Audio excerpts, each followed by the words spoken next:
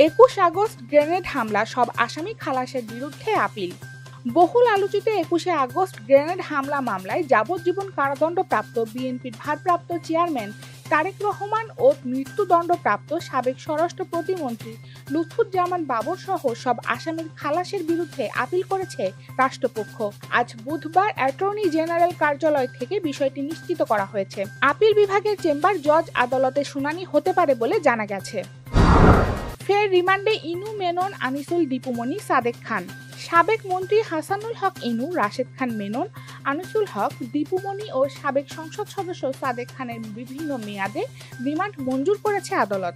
আজ বুধবার পৃথক পৃথক মামলায় শুনানি শেষে রিমান্ডে আদেশ দেন ঢাকার মেট্রোপলিটন ম্যাজিস্ট্রেট শাহিন রেজার আদালত।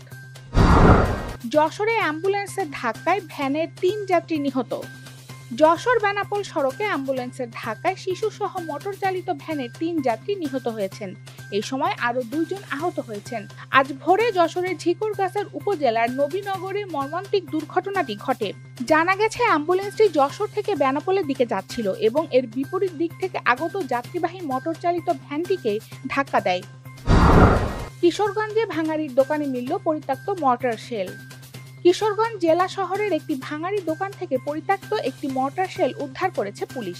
গতকাল মঙ্গলবার দিবাগত রাত ১২টার দিকে জেলা শহরের একরামপুর এলাকার টুটুল এন্টারপ্রাইজ নামক ভাঙাড়ির দোকান থেকে পরিত্যক্ত এই মর্টার শেলটি উদ্ধার করা হয়েছে। বর্তমানে থানা পুলিশ সেখানে নিরাপত্তার দায়িত্বে রয়েছে বলে জানা গেছে। ট্রাম্পের ফোনেও ইউক্রেনের পূর্ণ যুদ্ধবিরতিতে রাজি হলেন না পুতিন।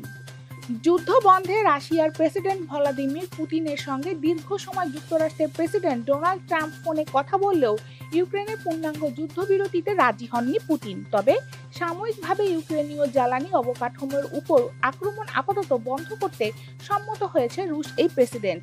১৯ মার্চ বুধবার এক প্রতিবেদনে এই তথ্য জানিয়েছে ব্রিটিশ সংবাদ মাধ্যম বিবিসি। গাজায় ইসরায়েলের নতুন আক্রমণ তো কেবল শুরু মাত্র, মন্তব্য নেতানিয়াহুর।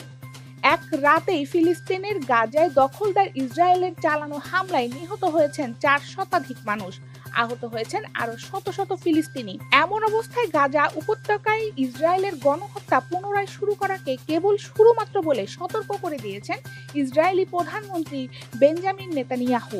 ১৯ মার্চ বুধবার এক প্রতিবেদনে এই তথ্য জানিয়েছে বার্তা সংস্থা আনাদোলু।